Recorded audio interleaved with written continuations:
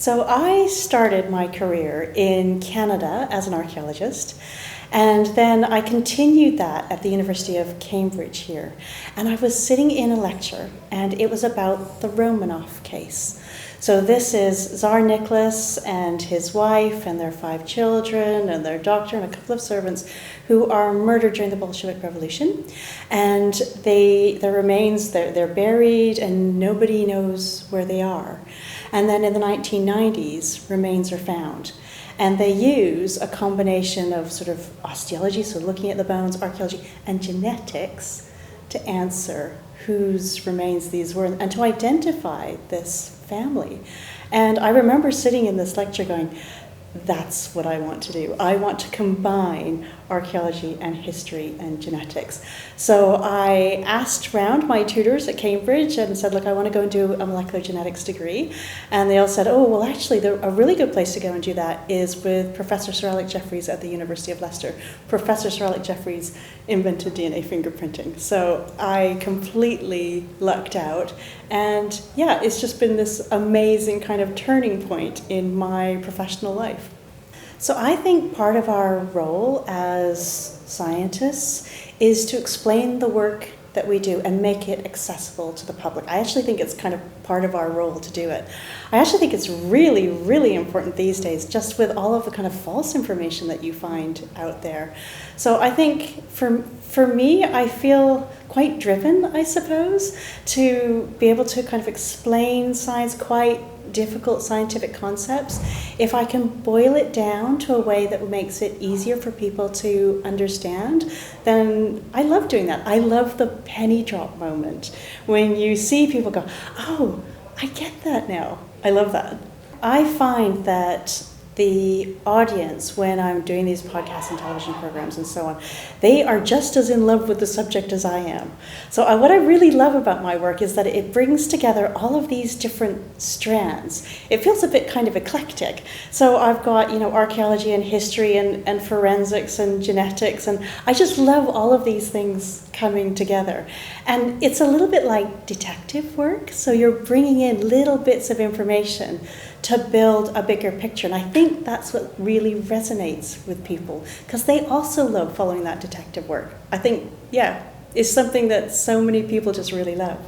So I think the importance of these stories now is that they're like little windows into the past. I know that, at the moment it feels like, life is very, very busy.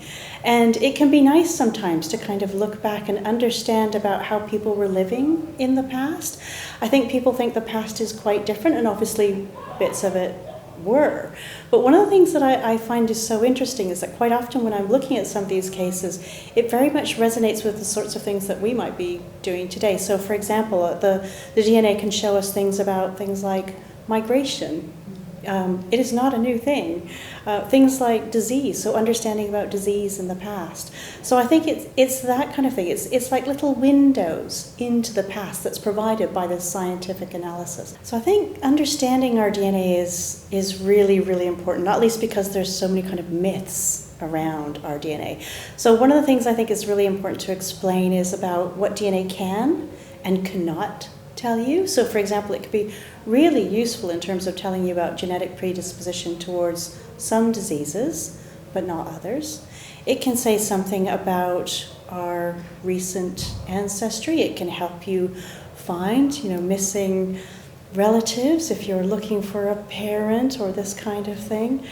I suppose one of the things I really love about our understanding of our DNA is that it shows that we are all related to one another. It's simply a matter of degree, but also that we are related to every single living organism on Earth. We are part of a giant family tree, and I think that's one of the biggest messages, I hope, comes out of the work that I do. I have to say that working on DNA family secrets is one of my most treasured things in my life. So when people sit down in front of me, you can feel this sort of longing coming off of them. They have a question that it really means something to them. It might be a lifelong question, or it might be something that they've only just found out relatively recently. But at the heart of it is usually something about their identity, wanting to know something about, who is a parent, or what's their ancestry, this kind of thing. And when they sit down in front of me, I can really feel the weight of responsibility in terms of being able to help these people. And I absolutely love it. It's amazing what DNA can do these days, about how we can use the DNA along with building family trees to be able to answer those questions for people. And I often say, when I'm giving the results to people, you can see almost who they are. It's almost sort of shifting right in front of your eyes. It's a really deep and poignant moment for both of us. I feel like we're just in like a little bubble, and they are the only person I am talking to. You don't remember the film crew, anything like that at this point.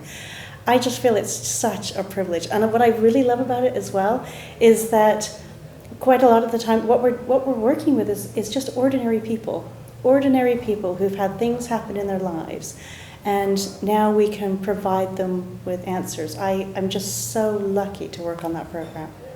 So I've been really lucky in that I started off in archaeology and then moved into genetics just as these two fields were sort of really coming together. So what I love is that genetics adds another layer of information. So obviously in the past you're left with whatever's left on the archaeological excavation.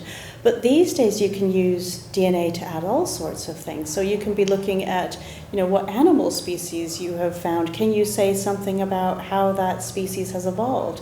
You can look at human relationships. So you can look at people who are buried together. Are they related to one another? Does it say anything about what their ancestry is like? This kind of thing. And obviously disease. Now we're able to look at things like how disease has evolved through time. And it's just exploding at the moment, just the amount of information that you can get.